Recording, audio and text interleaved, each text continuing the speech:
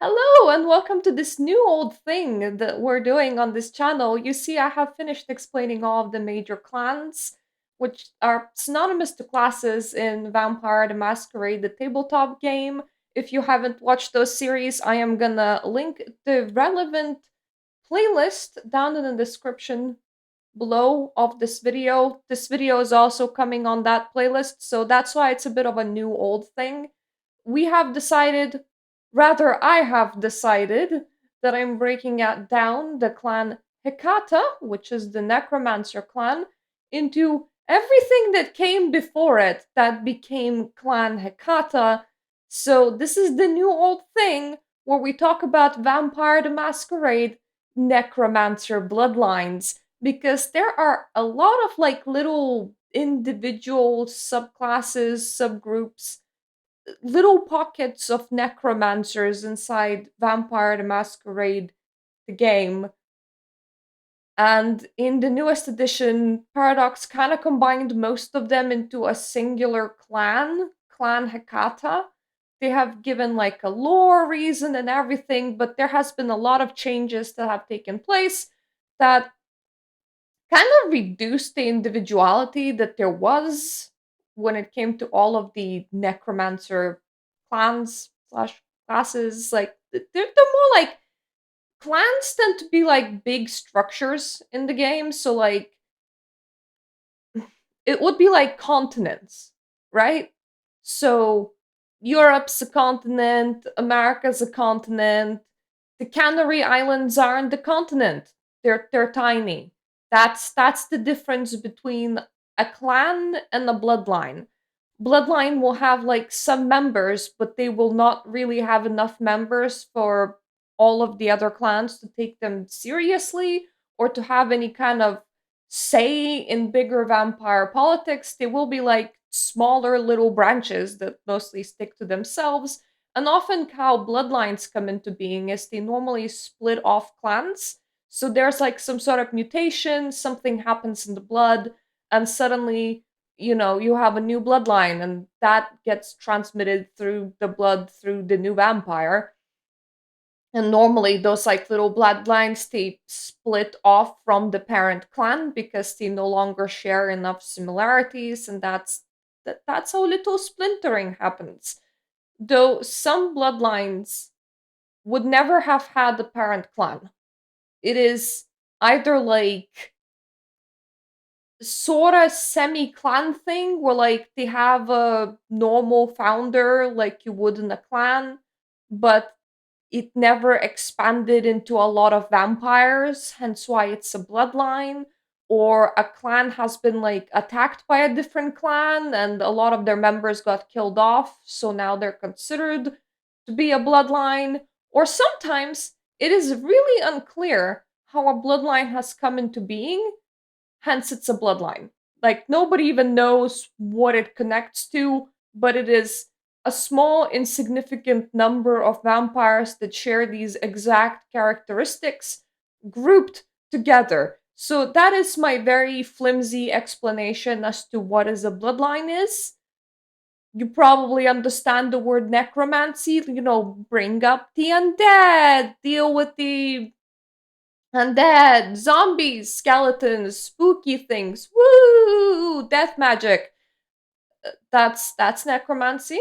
Nice that we have figured both of those out.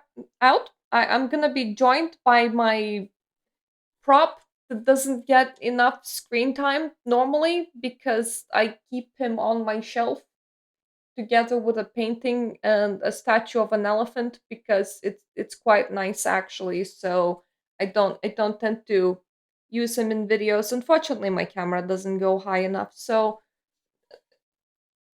this is a skeleton's head. Let's proceed with the video. Today we're talking about Samedi, which used to be a small bloodline of a necromancer clan before they joined the bigger clan Hekata. Samedi's main trait used to be that as vampires, they have never stopped rotting. Yeah, that's not very nice, is it? It was quite questionable how long a Samedi can last, Their oldest was Baron Samedi, hence why bloodline of the Samedi. But honestly, there's a bit of a question whether mortality takes a step into this, because the older they get, the more flesh chunks just kind of fall off them. A lot of really old Samedis are closer to a walking skeleton. So there is like this question of, is there a point where this vampire would like cease to be an animated corpse because there wouldn't be enough of the corpse to be animating anymore? Like, is there a point where they do actually have to face their mortality? The answer to that was nobody knows, but because of that clan bloodline Samedi, they used to embrace people that were very close with the idea of death, that were very much into death, and that didn't really worry about their own mortality all that much. So this can be morgue employees, or this could be people that, practice death magic and necromancy, and they're just really fine with dying. It's not of concern to them in that particular. So slightly suicidal people, that would also fall under the kind of people that they're okay in embracing into their bloodline.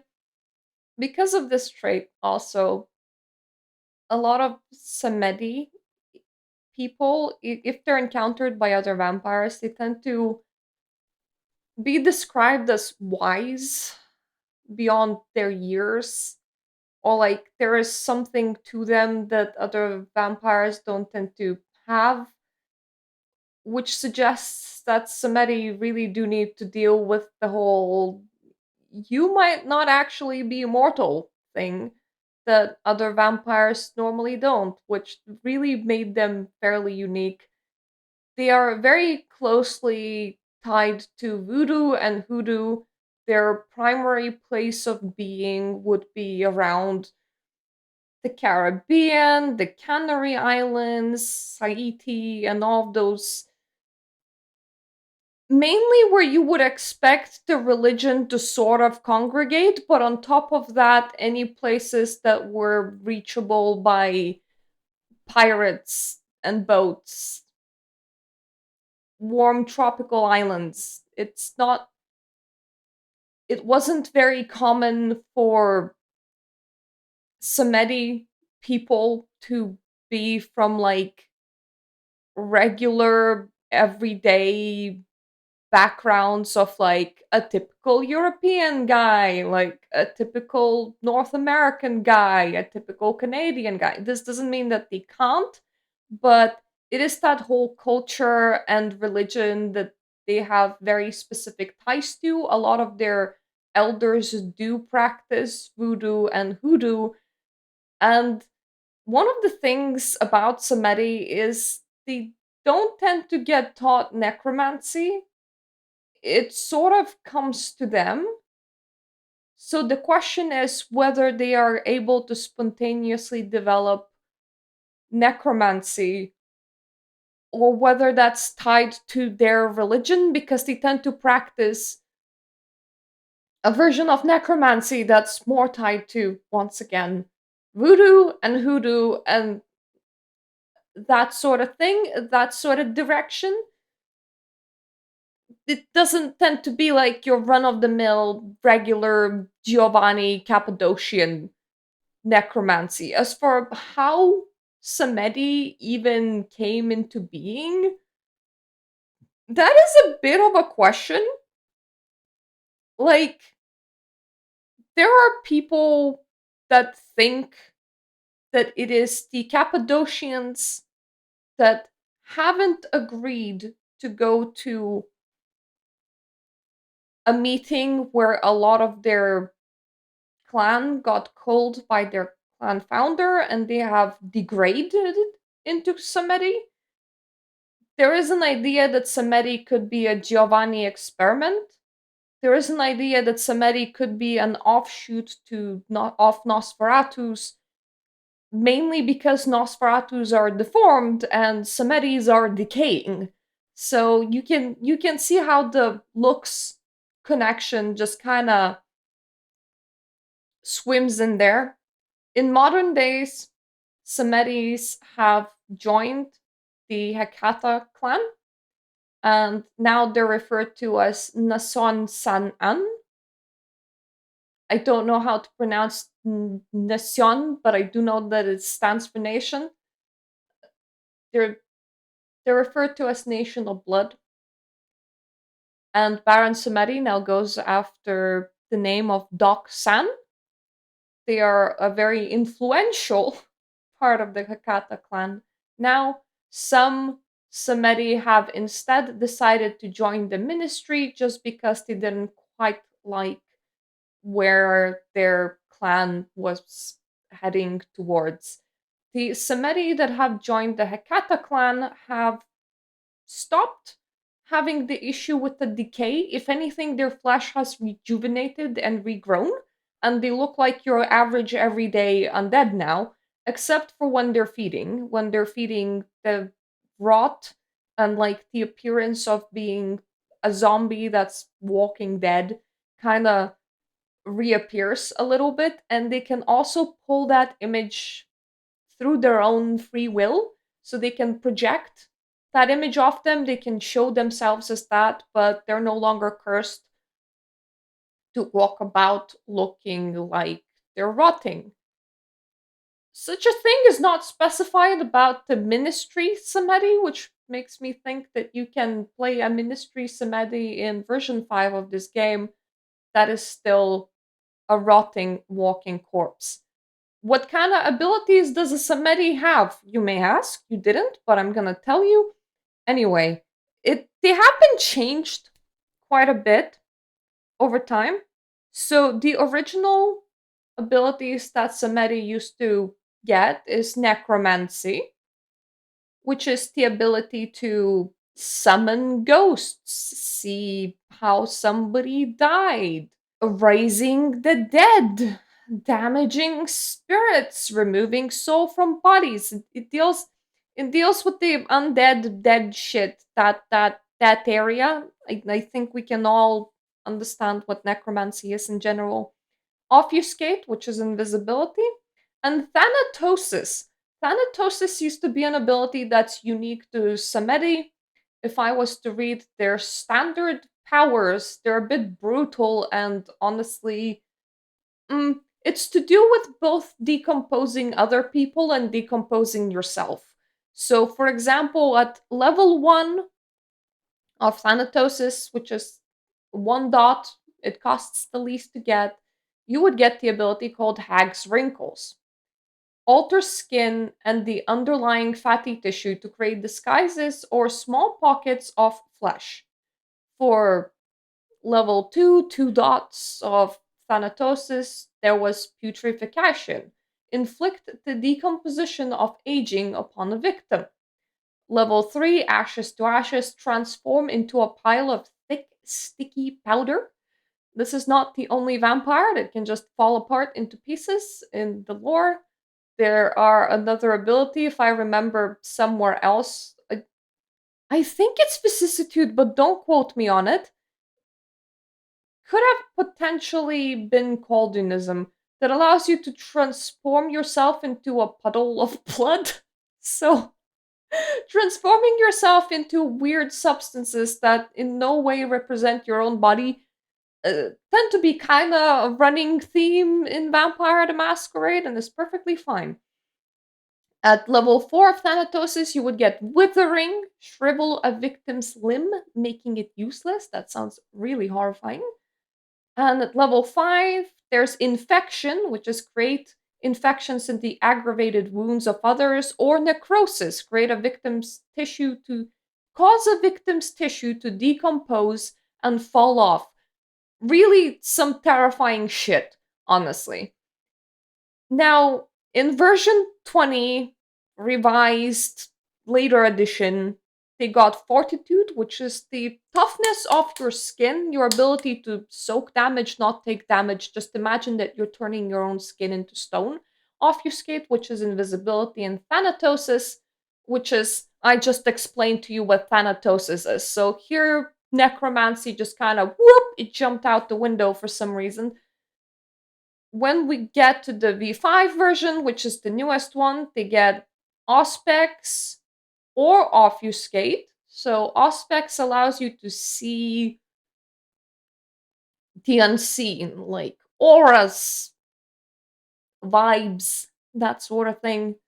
Obfuscate allows you to turn invisible, so one or the other. Fortitude, which is the toughness of skin, and Oblivion, which is not Elder Scrolls 4 Oblivion, unfortunately, but the combination of necromancy and shadow magic. V5 did a weird.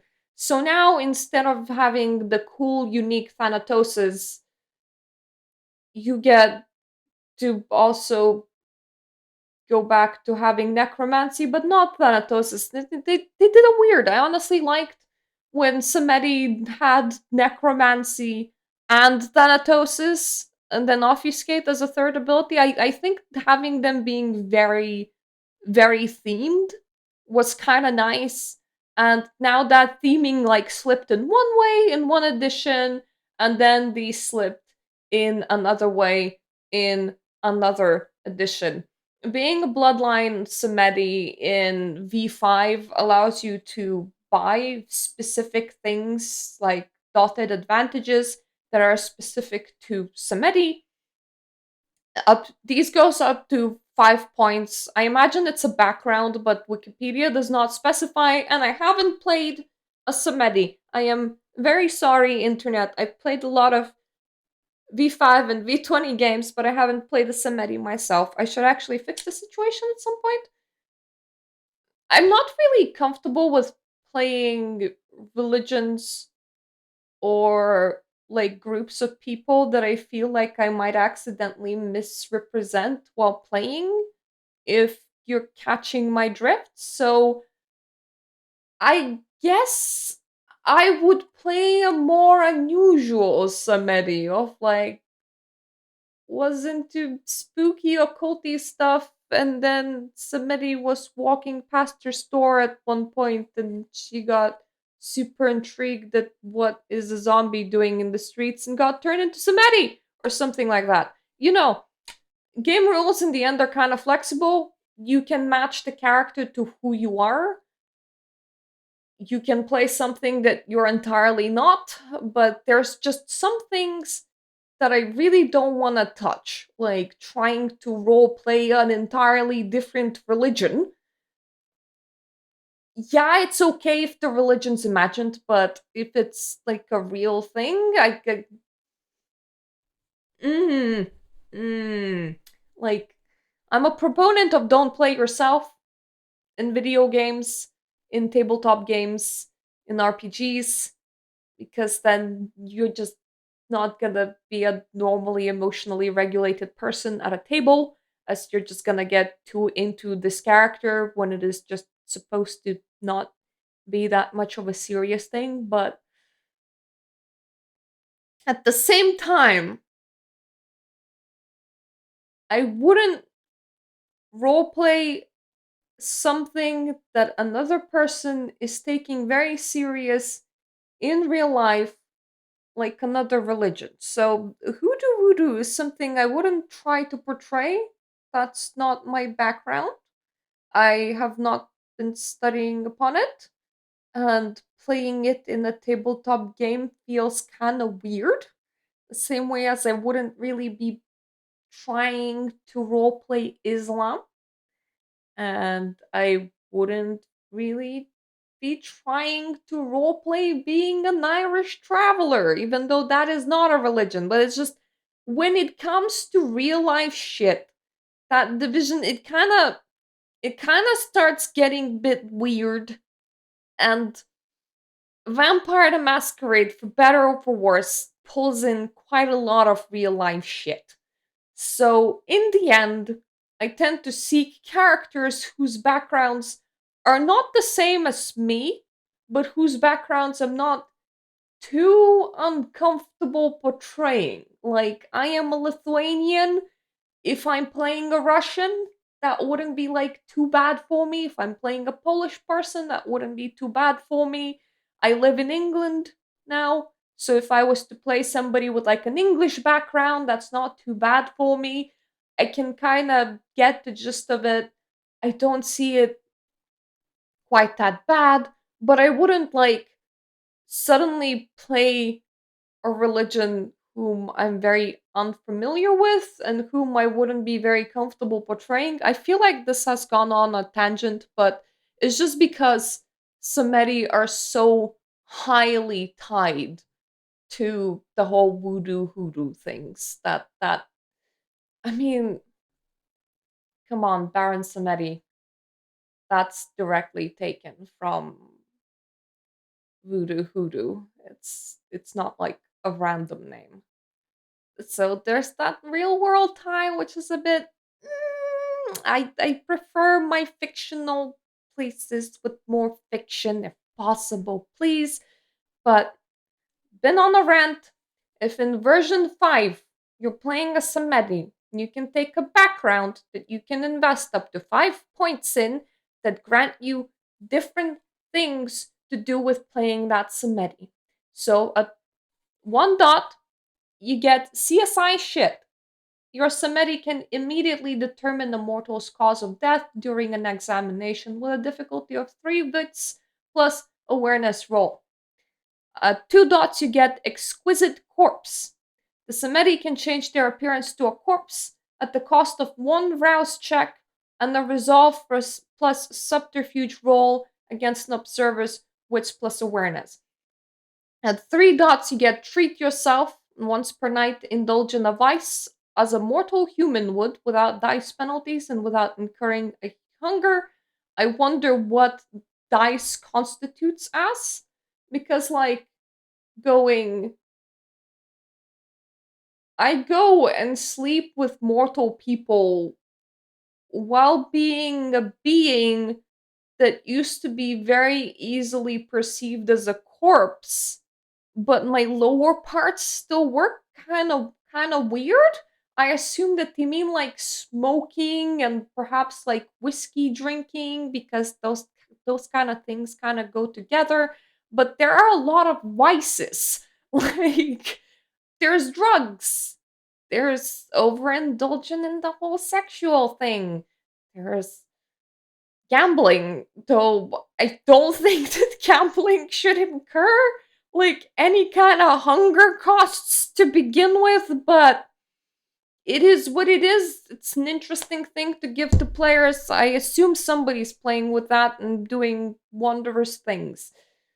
At 4 dots, you get My Setite Friend. The Samedi has a close connection with the ministry, retaining a 3 dot background, allies, influence, or resources that may be relied on for a favor once per day.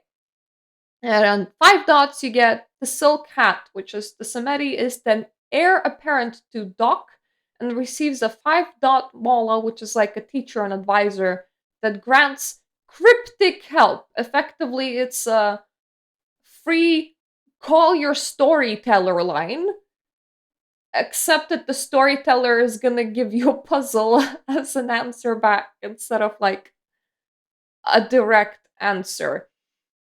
Because of how Samedi used to be, and they used to be like decaying people, it was very unusual for them to have backgrounds and like herd, like your blood pool people, to have any kind of mentors or resources, because once again, how are you gonna keep ownership of like your buildings and your companies and other things that make money when you don't look like yourself anymore? You look like a corpse, and like there are chunks of you falling off you.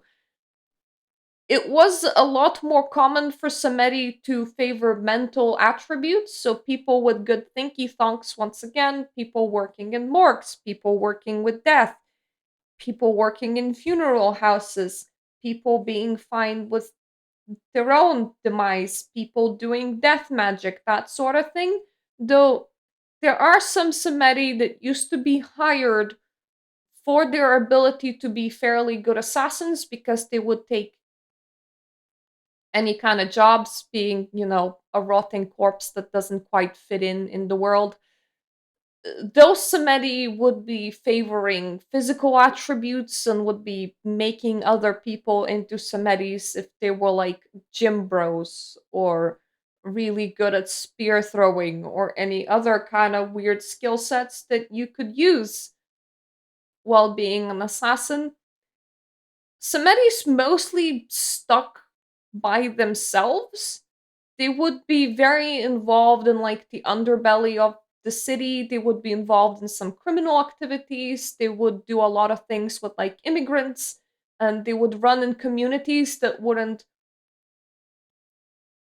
be like superstitious enough to not find Walking Dead to be that outside the ordinary, and that would be more okay with that happening because it's their own culture and their own religion, and they had like mythos to do with that and all that nice stuff.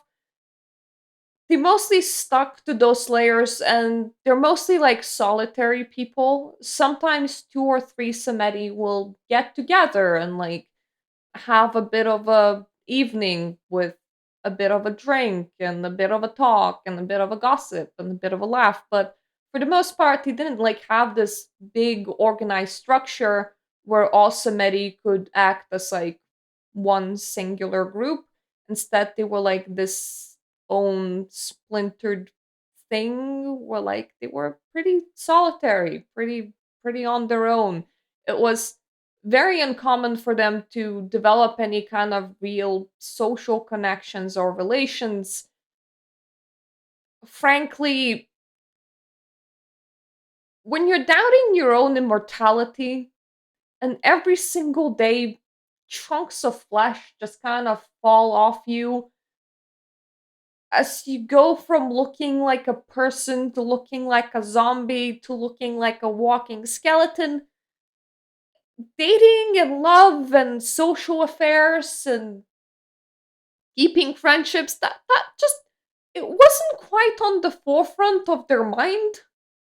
So it was fairly unusual for them to like create actual deeply ingrained family groups with true connections of love and friendship and companionship, or go seeking that out with other vampires. They were pretty much sticking to themselves. And that would be Samedi. I hope that I'm painting a clear enough picture what a Samedi is. Normally in these videos, I tend to get stuck cycling on the same idea over and over again. So with the ministry, it was like a cult, cult, cult, cult, cult, that sort of thing. With Samedi, it's like rotting undead walking zombies slash vampires. Vampires that are rotting like zombies. That's like their primary thing. Their secondary primary thing is the whole connection to voodoo, hoodoo, and all those nice communities. That's their secondary thing. And then in V5, that becomes the primary thing because any Samedi that has joined the Hakata clan kind of loses their whole walking, rotting zombie thing, which is a shame. And they also lose access to Thanatosis, which used to be in other versions. And I need to make sure that I'm reading that correctly. I am, which is a bit weird because it makes me think about Thanos. And when I'm thinking about Thanos, I'm not even thinking about the mythological being of Thanos, but I am thinking about the snapping half the world away meme from a movie. That is just how Mirta's brain works. Anyway, that's one bloodline. What do you think about Samedi? Would you play one? Have you played one? Do you have any kind of opinions on how they were portrayed in V5, V20, or any previous editions of the game, which one's your favorite? How do you like your rotting vampire people? And how would you like to see the future of them go? If you have any opinions on that, that is, I will be covering the rest of the Necromancer bloodlines just like this over time. Thank you so much for watching. Thank you, all of my Patreon supporters that are supporting this channel, allowing me to make whatever the heck videos that I want, including videos like these, where I'm just preaching to the world about the goodness of Vampire the Masquerade by trying to introduce you to all of the concepts and all of the types of vampires that you can play inside of it that are pretty cool. I hope I'm gonna get to see you on the other my other videos. I hope I haven't like confused you too much with this one. Like I do a lot of gaming content. Sometimes I also do occult content, but I do a lot of like gaming content, and I also talk about my favorite tabletop, which is not Samedi, it's Vampire the Masquerade. But I even like made a background for Samedi. That's the background that I made. If I am being too unclear, the description of the video always features a link to like an official wiki where you can like read about the thing that I'm talking about in here. Hopefully, though, you can sort of understand what I'm getting at and it's not too confusing. And hopefully, I'm gonna see you the next week when we're gonna tackle more Necromancer bloodlines. Toodaloo for now.